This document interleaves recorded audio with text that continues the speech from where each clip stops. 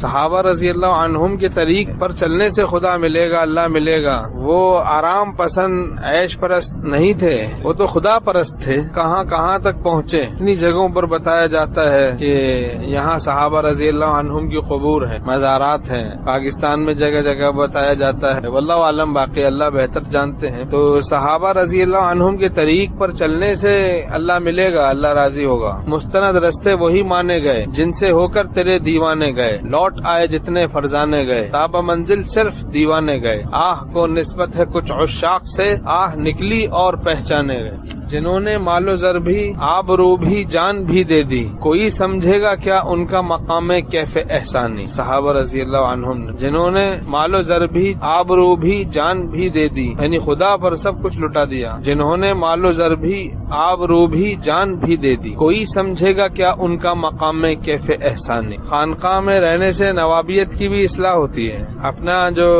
Life style بدھ بنا بیٹھا ہے اس کی بھی اصلاح ہوتی ہے۔ اپنا ایک لائف اسٹائل ہے نا ہم لوگوں کا، بعض اوقات وہ بدھ بنا ہوا ہوتا ہے، اس لائف اسٹائل کی بھی اصلاح ہوتی ہے۔ انشاءاللہ تعالیٰ اپنا لائف اسٹائل تابع شریعت ہو کے منور ہو جائے گا۔ لائف اسٹائل کا بھی بت ہوتا ہے بعضوں کا کہ بھائی یہ میرا، یہ اس پہ کوئی بات نہ ہے، میں اس میں کوئی کمپرومائز نہیں کرتا ہوں، اپنے لائف اسٹائل میں کوئی کمپرومائز نہیں کرتا ہوں۔ جب بھی میں خانقاہ میں وقت نہیں لگاتا ہوں چونکہ میرے لائف اسٹائل پہ بات آتی ہے، میری نوابیت پر بات آتی ہے، میری شان پہ آنچ آتی ہے، میری جو ٹائمنگ ہے آرام کی اس میں خلل واقع ہونے کا ایک اندیشہ معلوم ہوتا ہے۔ ان اندیشوں کی وجہ سے میں دور اندیش بنا ہوا ہوں، جب بھی میں وقت نہیں لگاتا ہوں۔ سفر میں تو چلا جاتا ہوں لیکن خانقاہ میں وقت نہیں لگاتا ہوں۔ یہ سارے بتوں کو توڑنا پڑے گا نا بھائی، ہاں، چونکہ سفر میں تو کچھ تفریح بھی ہوتی ہے، اب خانقاہ میں پتہ نہیں تفریح ملے نہ ملے، تو تفریح ہی کو مقصود نہ بنائے، اللہ کی رضا کو ہم لوگ مقصود بنائے، دین سیکھیں، خدا کرم فرمائے، عقل سلیم، فہم سلیم، قلب سلیم نصیب فرمائے،